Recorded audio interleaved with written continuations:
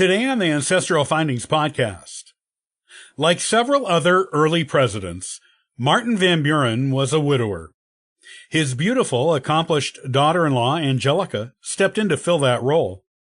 A daughter of a wealthy Southern family, she helped Van Buren strengthen his base there, while still appeasing his Northern abolitionist constituents. Here is her interesting story.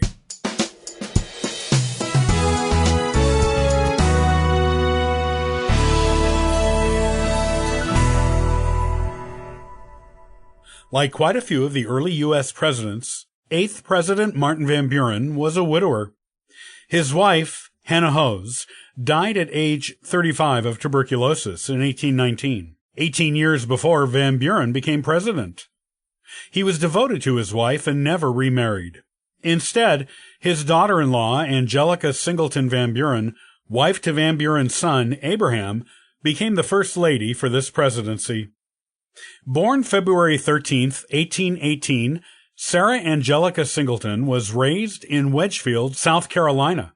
Her parents were Richard Singleton and Rebecca Travis Coles, and she was the fourth of their 6 children. A well-educated woman for her time, Angelica went to the prestigious Columbia Female Academy in South Carolina and at Madame Gerlaud's French School in Philadelphia. The students at Madame Gerlaud's were all from wealthy families and offered Angelica the opportunity to socialize with Roman Catholics and Sephardi Jews, 2 groups she would not likely have encountered in South Carolina. It was while a student at Madame Gerlaud's that Angelica decided to start going by the French version of her middle name and asked those who knew her to call her Angelique. She was taught European art, literature, and culture there, and the classes were conducted entirely in French. Because the tuition was so high, only the most elite families could send their daughters there. Angelica was classmates with the great-great-granddaughters of Martha Washington, Maria Monroe, daughter of former U.S. President James Monroe, and the wife of future Confederate President Jefferson Davis. Her letters from this time period show she was interested in writing and fashion design. Notably, her designs were always made with the most luxurious materials. When it came to things that gave women a promising future in the 1800s, Angelica had it all. Wealth, beauty, a superb education, status as an heiress, and a signature look that included corkscrew curls in her long, glossy black hair. She was also well-mannered, and her family was respected and admired. She also had presidential connections through her mother's side of the family. Her mother's brother had served as private secretary to 3rd U.S. President Thomas Jefferson and lived with him in the White House. But there was another connection that was much more intimate and that would have a profound effect on Angelica's future. After graduating from Madame Gerlaud's, Angelica visited Washington, D.C. with one of her sisters in 1838. It was there her mother's first cousin, former First Lady Dolly Madison, widow of 4th President James Madison, introduced her young relatives to the Van Buren boys, both sons of Martin and Hannah Van Buren. Dolly was not subtle about the fact she was playing matchmaker, something for which she had a talent and was well known. It was definitely a hobby of hers.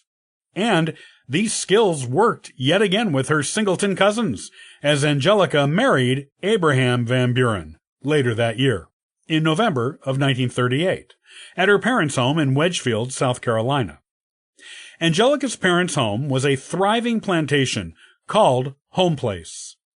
The marriage gave the New York-born Martin Van Buren strong ties to the South, which were important to gain the support and loyalty of that region for his new presidency. Though Martin Van Buren was not able to attend the couple's wedding ceremony due to being busy with his duties as President of the United States, he was delighted with the match his eldest son had made with Angelica. She was a refined lady with an excellent education and was from a wealthy and respected Southern family. Angelica and Abraham honeymooned in London, and their genuine love match was a source of much romantic inspiration for the young couple of the new United States. Angelica began performing the duties of First Lady immediately following the wedding, and was considered a shining success at it. The Washington elite loved her. Her charm and graciousness were renowned, as were her social accomplishments. However, following a family trip to Europe in 1839, Angelica, who had done extensive reading on European royalty and their customs, began allowing herself to be received as Queen of the United States at the homes of the royal families in England and France. There being no newspaper criticism of this, she decided to try to introduce some of the old world royal style to the White House. She and the other notable female guests began standing on a dais at official White House gatherings to greet guests. It was a popular custom among the governments of Europe, and she liked it, as did ambassadors from overseas. Americans, however, did not care for it, and the experiment was soon abandoned.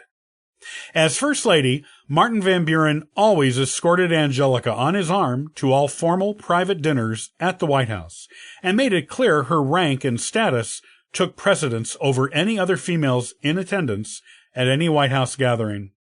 Angelica's family went through some hardships, both while she was serving as First Lady and after.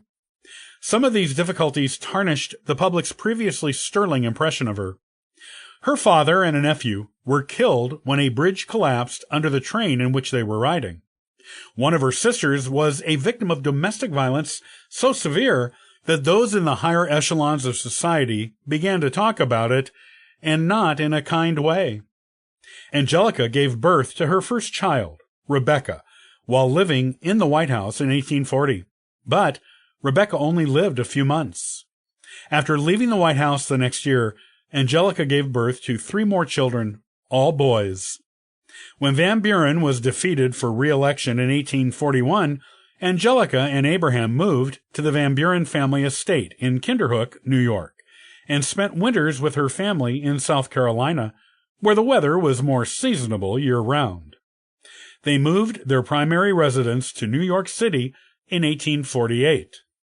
Angelica died December 29, 1877, at the age of 59, and was buried next to her husband at Woodlawn Cemetery in the Bronx, New York City.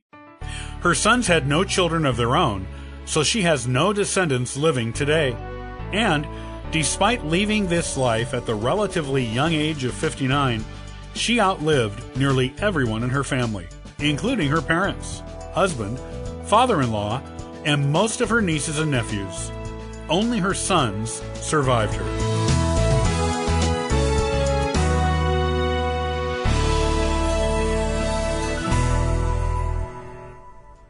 Thanks for listening to the Ancestral Findings Podcast.